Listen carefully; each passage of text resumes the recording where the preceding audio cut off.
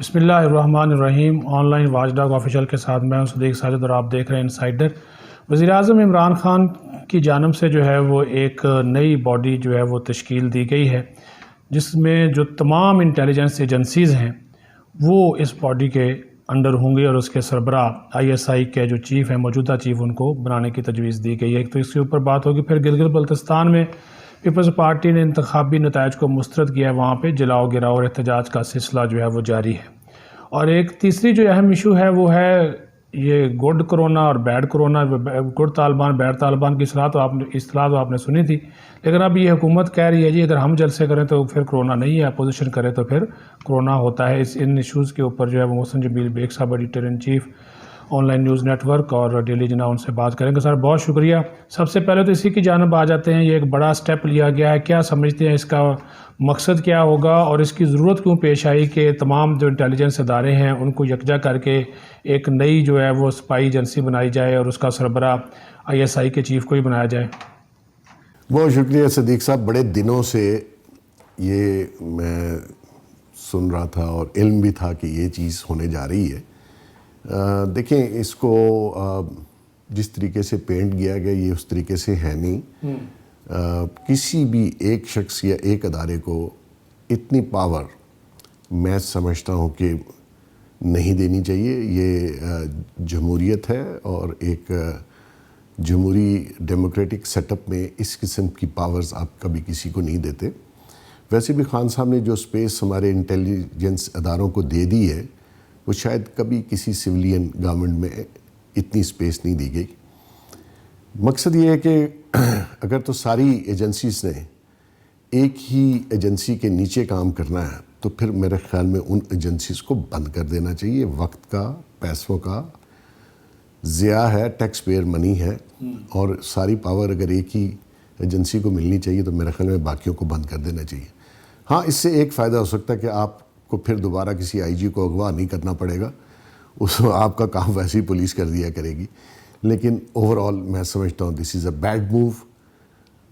سدا کوئی عہدوں پہ نہیں رہتا، سدا کسی کی گورنمنٹ نہیں رہتی، یہ ملک رہے گا انشاءاللہ۔ ہو سکتا ہے رہنے کے قابل نہ رہے جس طریقے سے یہ گورننس کر رہے ہیں، لیکن ان کو سوچنا چاہیے کوئی بھی اقدام کرتے ہوئے اپنی حکومت کو پاورفل کرنے کے لیے کسی عہدے کو یا کسی شخص کی خواہش پر، میں سمجھتا ہوں ملکی اداروں کو اس طریقے سے برباد نہیں کرنا چاہیے۔ حکومت کا اس حوالے سے جو موقف ہے وہ تو یہ سامنے آیا کہ اس وقت ضرورت ہے دہشت گردی اور انتہا پسندی، تخریب کاری، را کا نیٹ ورک وہ پکڑا گیا ہے، تو تمام جو ایجنسیز ہیں ان کے اندر کوارڈینیشن ہو، لاجن ہو، رابطہ ہو، اس وجہ سے یہ سیٹ اپ بنایا جا رہا ہے اور یہ نیکٹا کے انڈر ہوگا۔ دیکھیے، یہ نیکٹا کے انڈر بالکل نہیں ہوگا۔ اس کا ایک میرے خیال میں 3 یا 4 اسٹار جنرل جو ہیں اس کو ایڈ کریں گے، تو نیکٹا کہاں سے آگی بیچ میں؟ نیکٹا کا ہیڈ تو ایک پولیس چیف ہے، اس کے انڈر نہ تو کوئی ایجنسیز ہیں، نہ نیکٹا کو کبھی فال کیا گیا ہے، نہ منسٹری آف انٹیریئر کے انڈر کوئی اتنی فال ہیں۔ یہ آرڈرز کسی اور جگہ سے آتے ہیں۔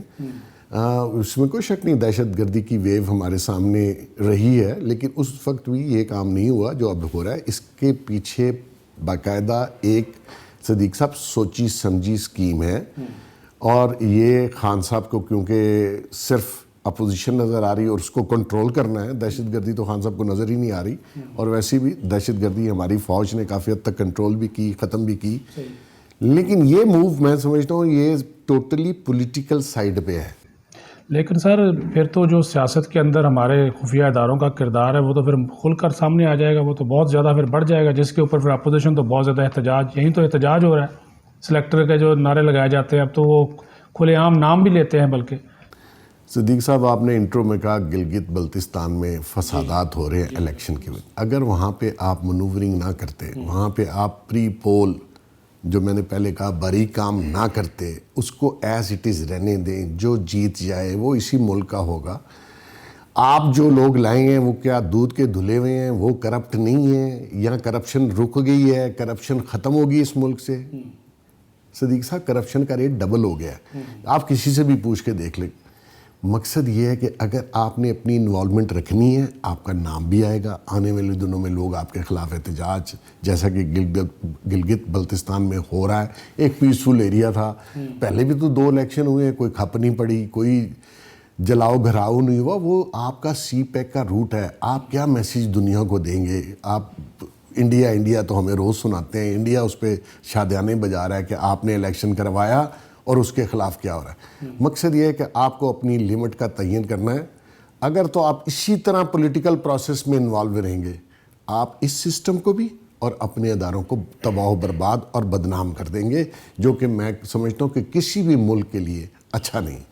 تو پھر یہ جو ویو ہے احتجاج کی، اور ظاہر ہے آپ نے خود نام لیا انڈیا کا، انڈیا میں تو واقعی اس چیز کو بہت زیادہ اچھالا جا رہا ہے کہ اپوزیشن جماعتوں نے اس کو مسترد کیا، تو یہ تو پھر ہمارے لیے، ہمارے ملک کے لیے بہت خطرناک ثابت ہوگی۔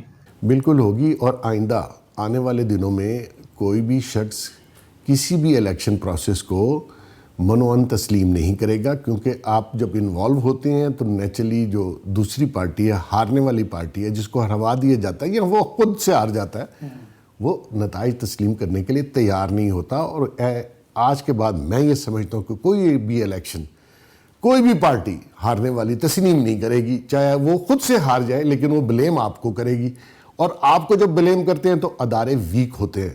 اسی لیے وہ نواز شریف صاحب بار بار نام لیتے ہیں تو وہ مناسب نہیں ہے ہمارے اداروں کے جو ہیڈ ہیں ان کا نام اس طریقے سے لیا جائے اور پوری دنیا میں اس کا شور جائے۔ ان کو خود بھی سوچنا چاہیے کہ ہم نے کہاں تک انوالو ہونا ہے، اور سٹنگ گورنمنٹ کو کوئی فرق نہیں پڑتا تھا اگر گلگت بلتستان کے الیکشن فیئر کروا دیے جاتے، جو بھی جیتتا۔ دیکھیے لوگوں کو توڑ کے لا کے تحریک انصاف کے ٹکٹ دیے گئے، جو تحریک انصاف کے لوگ تھے ان کو کہا کہ آپ صبر کریں، لیکن وہ آزاد کھڑے ہو گئے، وہ جیت گئے۔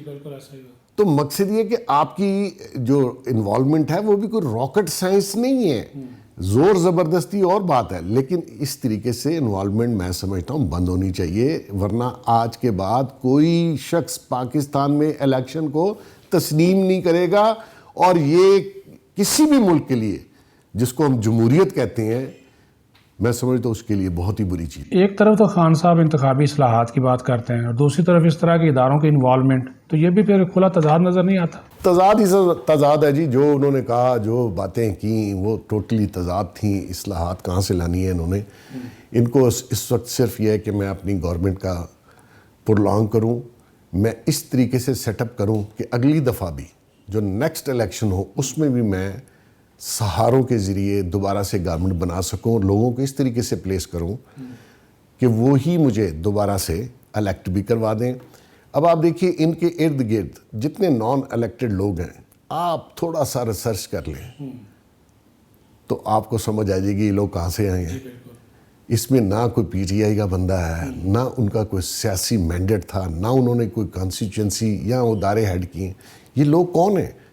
ان کا بیک گراؤنڈ چیک کر لیں، آپ کو پتہ چل جائے گا ان کو کس نے انڈکٹ کروایا اور کہاں سے آئے ہیں۔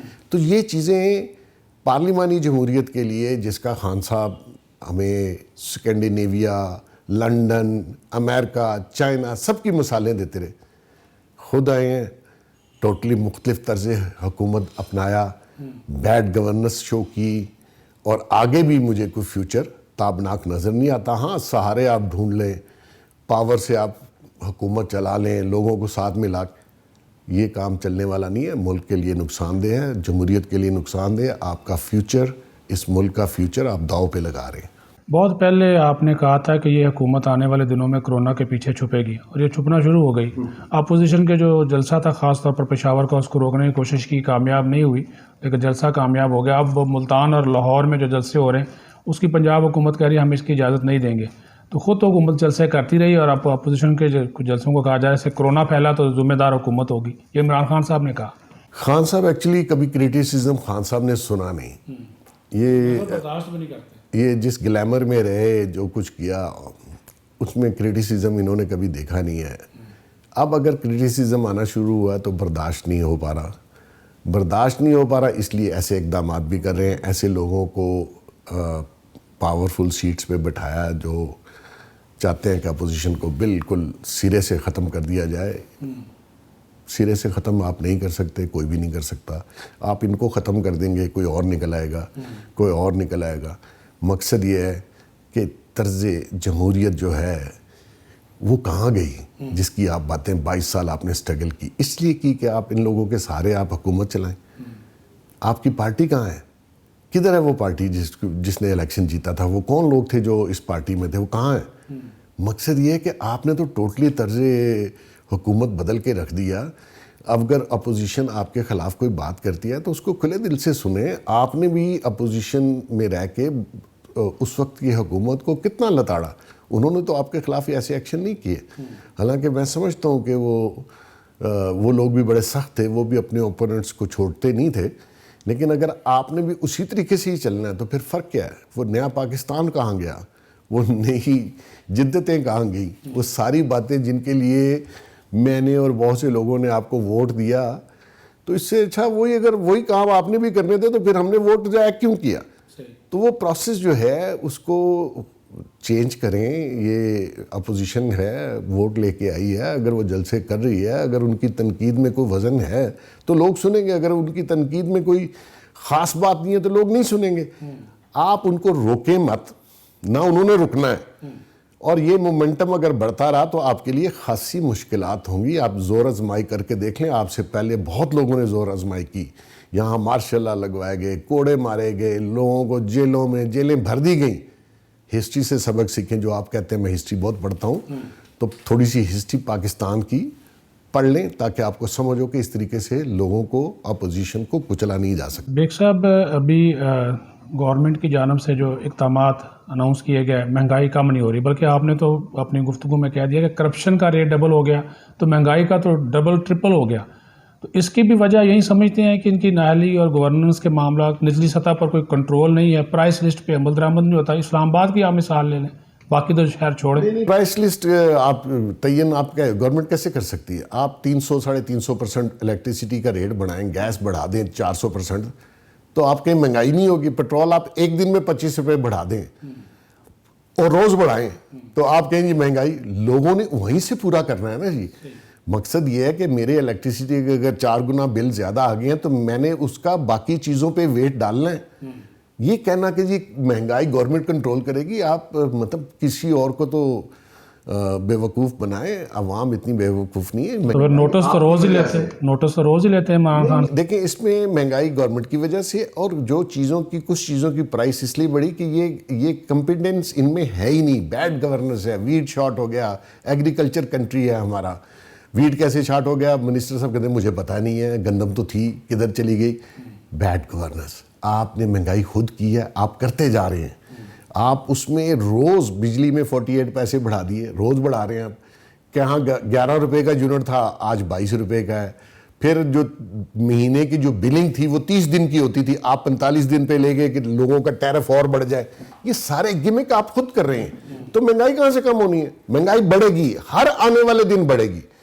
اور یہ میں تو حیران ہوں کہ بے حسی قوم ہے، ورنہ اب تک تو لوگوں کو کھڑے ہونا چاہیے تھا کہ اتنی مہنگائی، بے روزگاری، بزنس نہیں ہے، لوگ پھر خاموش ہیں. میری سمجھ سے باہر. اچھا سر، جو آپ نے شروع میں گفتگو کی یہ اداروں کی مداخلت کے حوالے سے، آخری سوال ہے یہ جو پھر یہ بتائیے کہ اینڈ کہاں پہ ہوگا؟ براول بھٹو تو کہہ رہے ہیں کہ جی جنوری میں حکومت چلی جائے گی. کیا کوئی یہ لانگ مارچ کریں گے یا خان صاحب اپوزیشن کے ساتھ بیٹھیں گے؟ وہ ہر بات کو کہتے ہیں جی میں NRO نہیں دوں گا، باقی سارے ایشو پہ بات کرنے کو تیار ہوں. تو یہ اینڈ کہاں پہ ہوگا حکومت اور اپوزیشن کے درمیان؟ دیکھیں سر، NRO تو وہ نہ دے سکتے ہیں نہ دیں، ان کے بس کی بات ہے. رہے گی اینڈ. میں نے آپ کو پہلے کہا گند مچا ہے، گند مزید بڑھ جائے گا. یہ ملک پہلے ہی ڈوبا ہوا ہے، مزید اس میں سارے لوگ حصہ ڈالیں گے تو مزید ڈوب جائے گا. مقصد یہ ہے کہ خان صاحب اگر اس ضد پہ رہے گی میں نے بات ہی نہیں ان سے کرنی، اور جو باقی ادارے ہیں وہ آلریڈی کنٹروورشل ہو گئے ہیں، اپوزیشن ان کا نام لے رہی ہے ہر جلسوں میں، تو مجھے نہیں سمجھ آتی کہ ٹرمپ صاحب کو یہاں بلائیں گے کہ ان ساروں کو بٹھا کے بات کریں. میں نے تو کہا تھا چیف آف فارن اسٹاف جو ہیں باجوہ صاحب، ان کو چاہیے انٹروین کریں، بلائیں، سب کو بیٹھائیں، اس ملک کو آگے لے کے جائیں، بجائے اس کے کہ آپ خود پارٹی بن جائیں اور آپ خود کنٹروورشل ہو جائیں. تو پھر اس ملک کا اللہ حافظ ہے. آنے والے دنوں میں آپ بھی دیکھیں گے، میں بھی دیکھوں گا. تب تک کے لیے خدا حافظ. یہ تھے محسن جمیل بیگ صاحب. انہوں نے جاتے ہوئے جو بات کہی ہے کہ اگر نہ بیٹھا گیا، بات چیت کا راستہ اختیار نہ کیا گیا، تو ملک جو پہلے ہی مشکلات کا شکار ہے، آنے والے دنوں میں اس سے بھی بدتر سیاسی حالات کا ہمیں سامنا کرنا پڑ سکتا ہے۔ On line watch dog official سے اجازت، اللہ حافظ۔